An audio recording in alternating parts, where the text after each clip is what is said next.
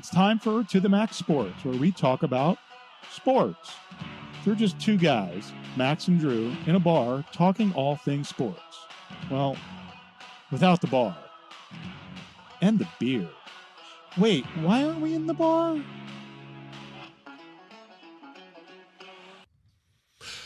Hello, and welcome to the Max Sports. Y'all know what time it is. It's time for To the Max Sports. Bob, I'm wearing the sunglasses today to hide my shame. Well, do you wear sunglasses at night to keep the visions in your eyes? Yes, Corey Hart. Boy, we're really dating ourselves now. That's not that bad. It's not that bad. I like Corey Hart. Yeah. So we went 2-3 on our picks. You're standing running with the 49ers the entire time. I did lose my pick just because I announced it, having the Bengals as my can't miss lock of the week. But here's the problem with that, and people need to know this, okay? Just because I give you a pick on a Tuesday, Wednesday, or Thursday doesn't mean I'm going to play it on Saturday. There was an injury that came out with T. Higgins. And Sam Hubbard was out on defense. So, you got to do your own research, kids. I did not play that game because of the injury report that wasn't announced at the time of our announcing the games. So, having said that, Bob, super genius. I do have a lock of the week this week. Okay. Bob, you are 19-18. So you're above the Mendoza line. Yeah, that the Bears-Panthers game. And I'm 16-18 in my pride type picks. I mean, the Colts-Patriots was the worst export to Germany since we invaded their territory in 1944. Yeah, that was a bad game. Jeez. And sorry, Germans. The Mac Jones fiasco. You don't want him fighting on the front lines in World War II if he plays football like he did, but they got issues. They have issues. They even put in Bailey Zappi, and he proceeded to throw an interception. Yeah, and then that Sunday night game, the Jets and the Raiders, 16-12. That's a really bad baseball game. That's not a football game. I think it's 11 quarters without a touchdown. And then the Broncos. And Coach Salah says, I'm still on team. Yeah, whatever. Yeah. and then the Bills making absolutely stupid penalties. I mean, they wouldn't have covered, but stupid penalties. Guy misses a field goal and they got 12 guys on the field. Yeah, they have issues. I would we ever thought that we're talking Buffalo and potentially the Bengals now not even making the playoffs? Because that's where we stand. Though, okay, hold on a second. We need to check on this. I just want to make sure we have up-to-date data. In the AFC East, the Dolphins 6-3, Bills 5-5, Jets 4-5, Patriots 2-8. That's 11, 15, 17 victories. I know where we're going with this. In the AFC North, the Ravens 7-3, Steelers 6-3, Browns 6-3, Bengals 5-4, 13, 19, 24. So we had predicted who would have the most wins for the division, yep. And you're winning it. And who would have thought my Bengals would be helping me on the losses with that? God, it's just a buzzsaw of a division, and we start Thursday night, our first decent Thursday night game of the year. Bengals on the road at the Ravens. Do you want to talk picks right now? Well, we can, but let's kind of go around the NFL. Okay. There were some coming and goings and some surprises that we could talk about. Buffalo did fire their OC. Yeah, okay. And they got problems, but their problems are more serious than the Bengals because, with the Bengals, they're like a car. If something's misfiring, it causes problems throughout the car. And they're just so thin. It just seems like with the Bengals, if they don't have one of their key players, be it Higgins, being Burrows, being Jamar Chase, they just can't get her done. Okay. But when they have it all together, they got the formula to make it work. And okay. Yeah, I mean, would you have ever? Injuries are a constant in the NFL. Absolutely. And my 49ers had 3 losses because of injuries. I can argue our 3 losses, especially how we showed up against the Jaguars in their house. Yeah. shows that, I mean, the Deebo Samuels, Trent Williams, and then the addition of Chase Young coming out of the bye week, him and Bosa on opposite sides of that defensive line, that's nasty. But one thing with your team that I don't think the Bengals have is depth. And so when one of your guys go down, you do have some next man up, and the Bengals just don't have that. Yeah, unfortunately, the injuries we had were key players. Deebo Samuels is a key player for that smash mouth football team. And to your point, I would argue that Evan Burrows is unhealthy the first 3 games. Higgins out. Absolutely. But that's just the way the NFL rolls. Would you have ever thought after an 0-3 start with kissing my cousins, Kirk Cousins, that they would be 6-4 at this point? My God, Josh Dobbs, who I saw a video, he needed to be shown around the facility to get to the locker room this past weekend. Do you know where Josh Jobs was on August 16th? I don't know, launching a rocket somewhere? The dude's an aerospace engineer. Let me tell you where he was at. He was the backup quarterback to a team that could really say, man, I wish we had him right now, the Cleveland Browns. Yeah. They traded him to Arizona. You think they're having a little trading remorse right now? Well, with Deshaun Watson out for the rest of the season with a fractured shoulder, though I do have one friend that thinks that this is God's retribution on Deshaun Watson, which I laugh at. Yeah. Yeah, we'll go there, but you can't massage his injury. It's a fracture. Yeah, no, you can't. He is out the rest of the season because he is nice. Yeah, I now get what you've done there. No, that's because he has surgery. He's gonna have surgery this week on that thing. They're starting a rookie. Well, they sure could use Dobbs, though. That was actually going to be my lock of the week, Cleveland +4, until, the injury news comes out on Watson. So that one's off the board for me. What's crazy is these. I'm trying to find a good, clean word to describe the ownership of the Browns. If I was Deshaun Watson, I'd be like, I don't know if I'd be sad. I really don't know if I'd be sad. I'd be like, wait, I got a $240 million guaranteed contract. I really don't care if I play.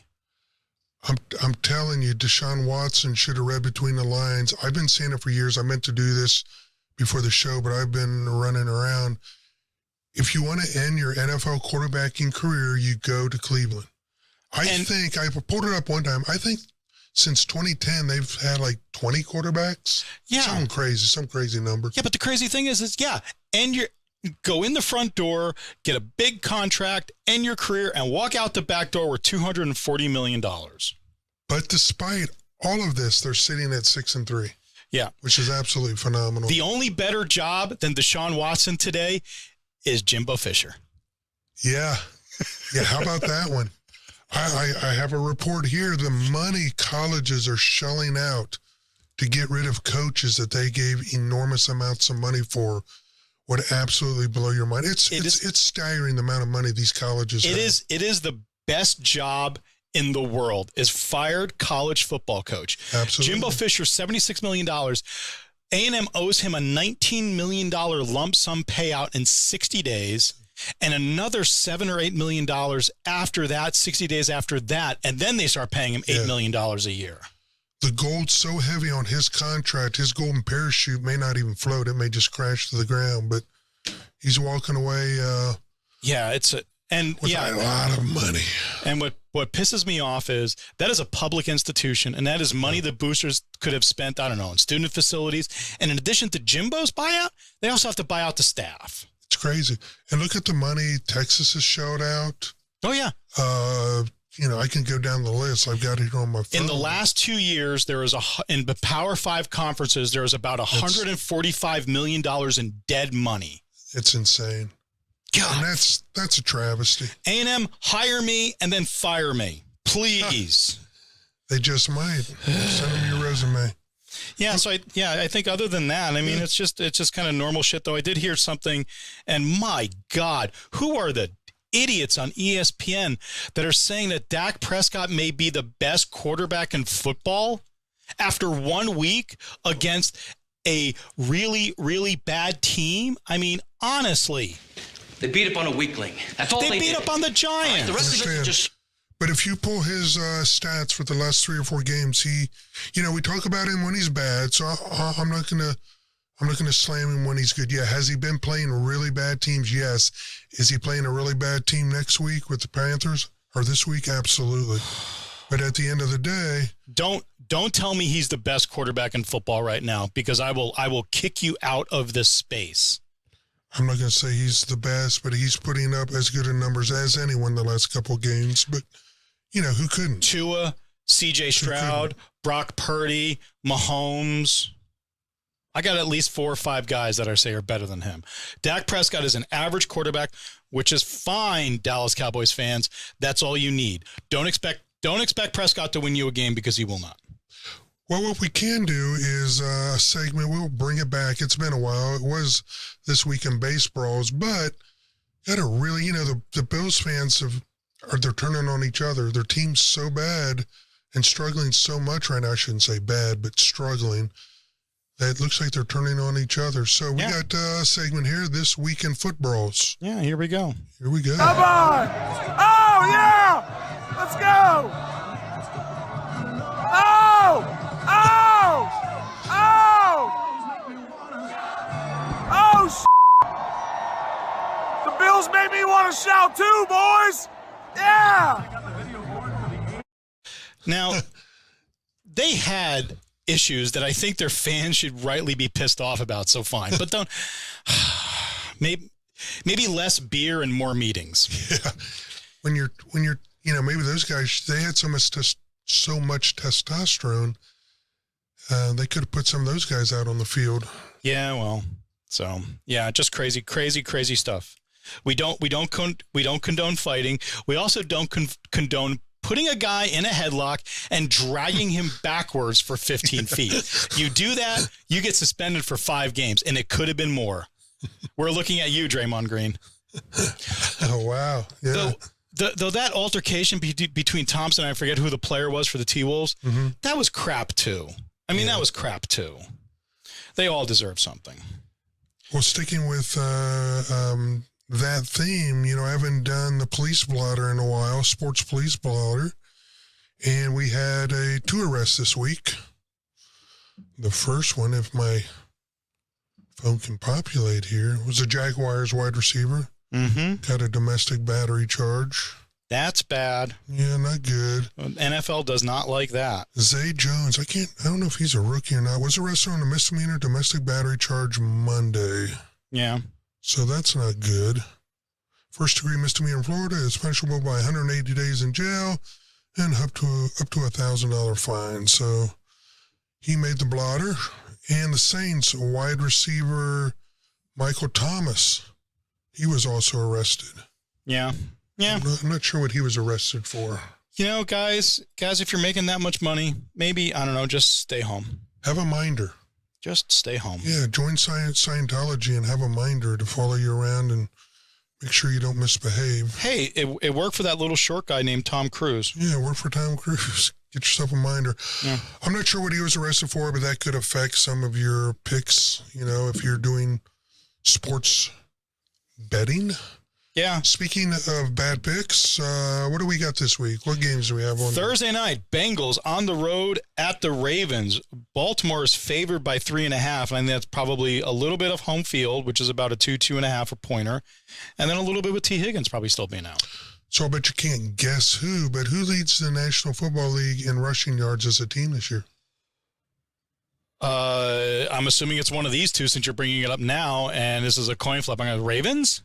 The Ravens, yeah, the Bengals don't have a run game to speak of outside of Mixon. So having said that and watching my Bengals give up like 200 yards of rushing last week against the Houston team, if I was betting it, which I'm not, I'd probably buy the hook and take Baltimore -3. But give me Baltimore -3.5. I'm going to go the other way because the AFC North has been all sorts of weird this entire season. And the Bengals came up against a really interesting, probably underrated team in the Texans, and C.J. Stroud, who is a legitimate MVP candidate as a rookie. So, but give me the Bengals in this game. I'll take the Bengals in the 3.5. Yeah, I hate rooting against my Bengals, but business is business, Bob. Business is business. Fair enough. Who's our next game? Our Sunday night game. Sunday Fun Day. Sunday Fun Day. The Vikings on the road at the Broncos. Broncos are favored by 2.5. It's a really interesting game. You know, who would have thought we're talking about the Vikings actually being a possibility of winning that division at 6-4? You know, I think Detroit's 7-2, but you know, they were my pick to begin the year. Yeah, and Josh Dobbs. I think Josh Dobbs. This is my thought. I think Josh falls back to earth a little bit. I think the Broncos are surging, and as much as it pains me to say this, I think Wilson is kind of rounding into form. So for this one, I'm taking the Broncos and laying the points. Yep, Broncos at home giving how many points? 2.5. They're giving or getting? Giving 2.5. Broncos are giving. Yeah, I'll take the Broncos at minus 2.5. This one is actually, I wouldn't mind buying the extra half point on this one and hoping for a draw. But you know what? That could be a fairly entertaining game. Yeah. Monday night, Eagles on the road at the Chiefs, a Super Bowl rematch. Love it. Kansas City is only favored by 2.5 in this, which I think is low, personally. But I'm gonna let you pick this game first. So I read a stat where typically the team that won the Super Bowl against the team that didn't in a rematch the following year, they win. And as much as I hate to do it because I'm not a Chiefs fan, give me the Chiefs minus 2.5. I'm taking the Chiefs because and this is not how you should bet, but I want the Eagles to lose this game. And I think I also have an issue with the Eagles a little bit, that some of their games this season have been ugly wins. Yeah. And I don't think the Chiefs are going to give up an ugly win to these guys. So, yeah, I'll take the Chiefs and lay the points. Should be a fun game, but more importantly, we finally got a game that we're semi-interested in on Monday night. Yeah, I mean, interesting bookends. We have the Ravens and the Bengals, and we have the Eagles and the Chiefs. Two should be good games. Yeah. Should be good games. So you've got your running 49ers. What's third line right now? The Buccaneers are traveling to Levi Stadium. Ouch. The 49ers are laying 11.5. So that is your pick. And I don't think that's enough. Yeah, that could be pretty ugly. My lock of the week is 11.5. I love this year in the NFL. Teams coming off a bye. Your 49ers, my Bengals, have been very impressive. Miami's coming off a bye. And I like them laying 11.5. Where did you get 11.5? ESPN is reporting 13.5 right now. And it's jumped up. So, we'll give you 11.5. We like you. I booked it at 12. Okay. Then it dropped to 11.5. Now it's up to 13.5. 13.5 is what ESPN is That's reporting. a lot, but I'll take it because we're doing it now. I don't know if I like 13.5, but if you can get the line at 12 or 11.5 kids, take it. Miami's my lock of the week. Yeah, I think the Raiders are going to have issues. I think they fall back to earth a little bit. Another team that comes back to earth. The Dolphins are a good football team and and at home. They're very good. have been my pick for the AFC for a while now. Yeah. So another reason I like them, if they put them against a 500 or above team, they struggle, but for whatever reason, they play a subpar 500 team and they dominate. Look for the Miami Dolphins to dominate. I'd be on the page with you on that one. Hey, Bob, so the Cy Young Award winners were announced. Blake Snell won. And then the New York, one of my old favorites, he's an old head, played for Pittsburgh for years. I don't know why his name's remiss here. Good radio. Oh, hold on a second. Bob, our R&D guy, is looking it up as we speak. By the way, guys, we come to you live from the Flying Whipper Production Studios. Yeah, Blake Snell and Garrett Cole. Garrett Cole, great pitcher, old head. Who would have thunk back in your daddy's day that 15 wins would win you a Cy Young Award? I think it's going to be very, very unlikely we ever see a 20-game winner in Major League Baseball ever again. We'll never see a 300 winner again. I think that's probably a safe bet, too. And that's kind of sucks. You know, I used to like every year who was coming up on 300. There's nobody now. Here's a little trivia question for you. Might surprise you. Who was the last 300 winner in Major League? Don't know. It's not that long ago. Randy Johnson, 2009. Okay, well, it's 14 years. 14 years. We'll never 14 see years. another one. Just the way the baseball dynamics are now. Yeah, Pulling guys out after 5 or 6 innings. Well, I think the analytics say that. I also think it's a longevity and a durability issue. And how much will affect future Hall of Fame pitchers, though? I don't think it will. Will they adjust accordingly? You almost have to go by voting? ERA now. We'll find Can't other. go by wins and losses, which used to be a benchmark. We'll find other metrics to measure these pitchers in this day and age. I think you may end up seeing more relievers than you typically have in the Hall. It took a long time before you got a reliever in the Hall, and was that probably Suter? Bruce Suter. I know he was. Wonder who the first reliever, the first true. I'm going to say Bruce Suter, probably. Maybe Goose. Well, I think we're both wrong. Okay. Not the first time. Hoyt Wilhelm. Hoyt Wilhelm was he was a starter, wasn't he? He was he was a knuckleballer. What is being primarily a reliever. So he may have started and then switched over. Let's do modern day era. So the next one, Raleigh Fingers, Dennis Eckersley, Bruce Suter, Goose Gossage. There we go. We're in the ballpark. Trevor Hoffman, Lee Smith, and Mariano Rivera. Yeah, I mean, now you're going to see relievers getting 35, 40 saves. Yeah. If you have that true closer, they'll probably be in the Hall of Fame before some of these starting pitchers. Yeah, just true. Based on that old metrics. True. Anything else, Bob? I know you got some stuff you got to run and do today. No, I think that's about it. Wemby is performing very, very well on a team that's giving him no support. Yeah. That was a fun matchup watching Chet Holmgren and Wemby the other night. Yep. I think looks like my Spurs are pining for another lottery pick, though. See, I don't think so. I'm still predicting them at 31 or 32 wins this season, which takes them out of legitimate lottery contention. I would have thought so the way they started, but man, they're giving up all-star defensive numbers, 140, 150 points a game. Yeah, we'll see. I think it's still a matter of we have many games ahead for Popovich to figure out what Wemby is. And more importantly, we have many draft picks stockpiled.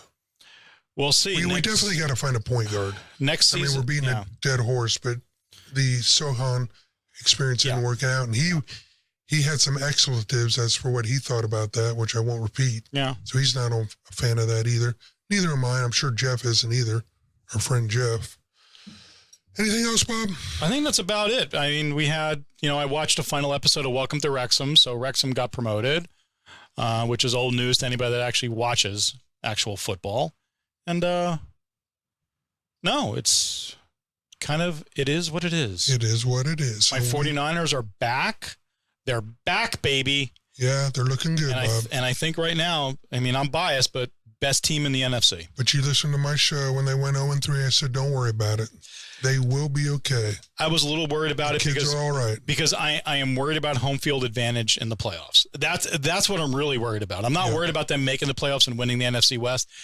It's that home field advantage because I don't want to play the conference championship game in Philadelphia. I don't. I understand. So you'll be okay. Okay. Well, folks, we'll see you with our Thanksgiving picks next week. Thanksgiving already next week. Absolutely. Who'd have thunk? Okay. Peace out, everyone. Peace out. OHIO.